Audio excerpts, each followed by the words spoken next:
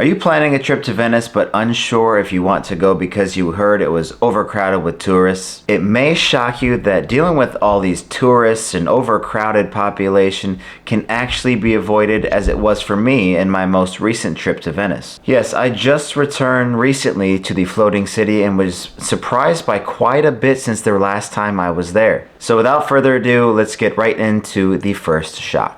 The first thing I was shocked by was the improvements made in the cleanliness of the city. Compared to the first time I was in Venice, the city was much cleaner and was way less stinky than the first time we were there. Cleaning crews can often be seen early in the morning picking up trash that may have gotten loose on the ground over the evening. Now, this is especially true in popular sites such as St. Mark's Square and the Cathedral, as well as the Rialto Bridge and many more.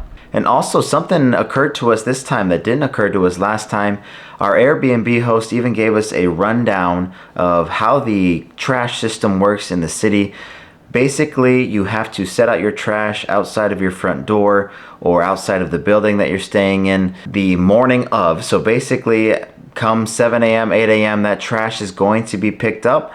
Just make sure to not leave it out past 9 o'clock in the morning, as your chances of getting hit with a very hefty fine dramatically increase. I'm not even going to tell you how much. Just make sure you do not leave out the trash. It is very expensive if you leave it out there past then.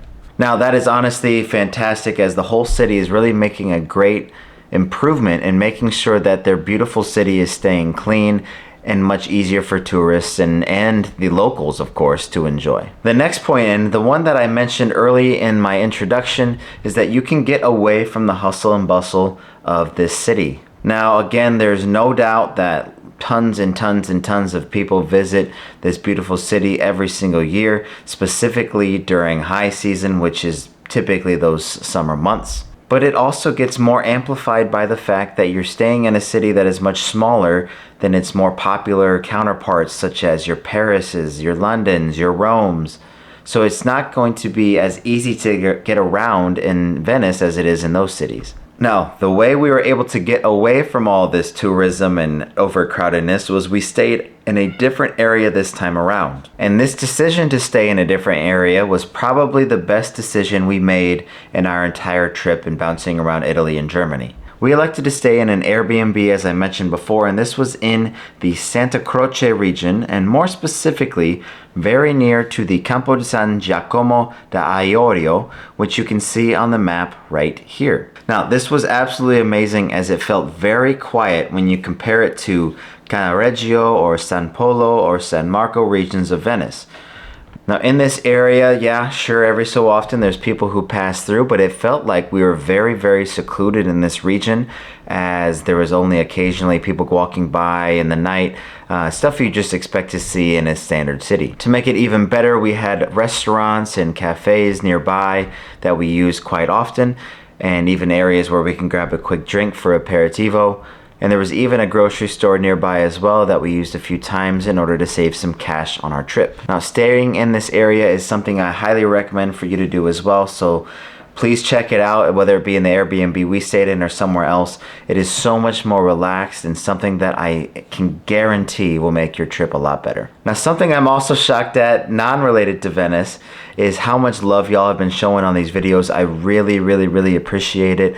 And if you want to continue to show that love, please subscribe down below, as well as maybe comment on something you're looking forward to on your upcoming trip to Venice, or questions you might have on Venice that I'd love to answer for you down in the comments. Let's get back to it. Now, the next shock that Lexi wanted to make sure I mentioned in this video was how good the prices were at the grocery store. Now, this isn't just a Venice thing. I would say it is pretty common across all of Italy to have really low prices at grocery stores, but it's a great way to save some cash considering how much restaurants can really run up the tab. And this is even more so in Venice, that eating at restaurants can be really, really pricey. Just in general with the tax in the city, it's a dining experience that's going to be really increased by the fact that you're staying in these beautiful canals.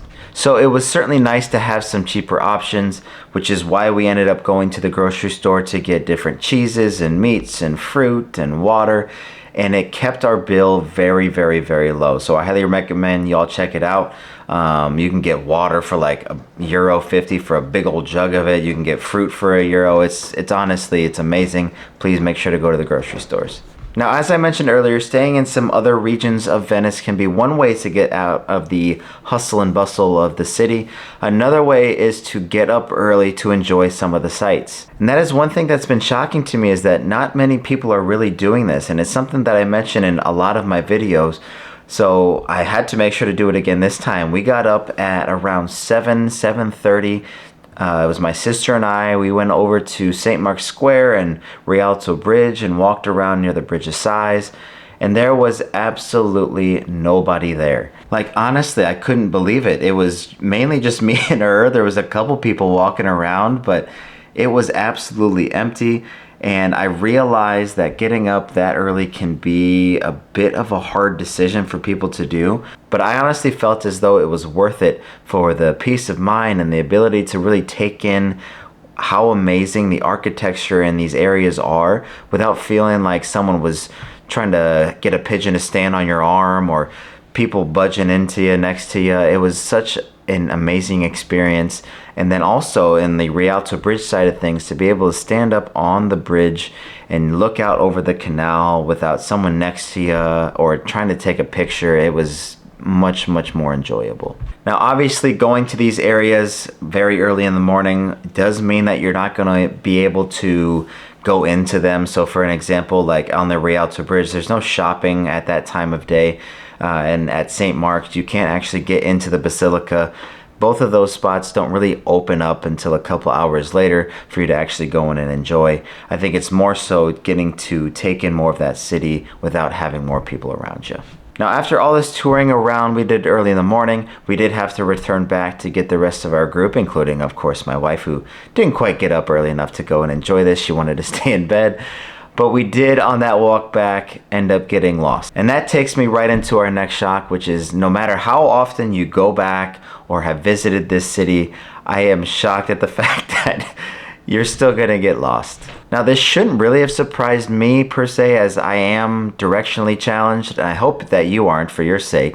But I suppose the good side of that is that you really get to fully immerse yourself in the Venice experience every time that you return there. Now, the good thing is there are signs up on the buildings that point you towards popular sites such as the Rialto Bridge, like I mentioned before, or going to St. Mark's Basilica. And those signs are yellow, so they're very easy to see and spot. They make it easy for you to get to those places. However, the hard part is you do have to eventually return back to your accommodation, which is where most of the time we got lost. Google Maps and other online maps on your phone can be very, very helpful for the general idea of getting you back to where you need to go.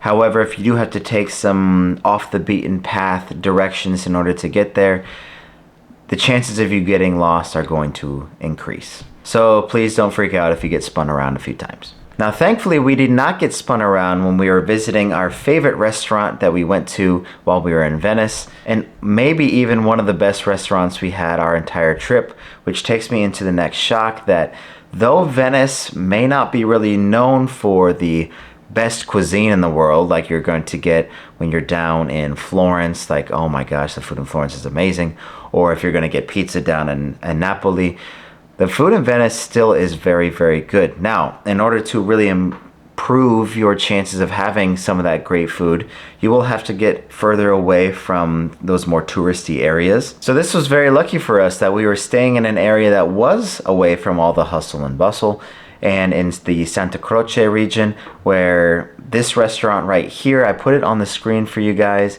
It was absolutely amazing.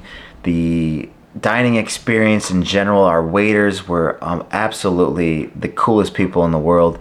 The food was unbelievable. Like, so when you're in Venice, you're gonna have to try some seafood. That's kind of the whole idea behind Venice when you're eating there. And so with that in mind, I made sure I had to try the seafood risotto at this restaurant. So that had mussels and shrimp, and it had scallops all in that, and it was amazing. Like, my mouth is watering right now just thinking about it, how good it was.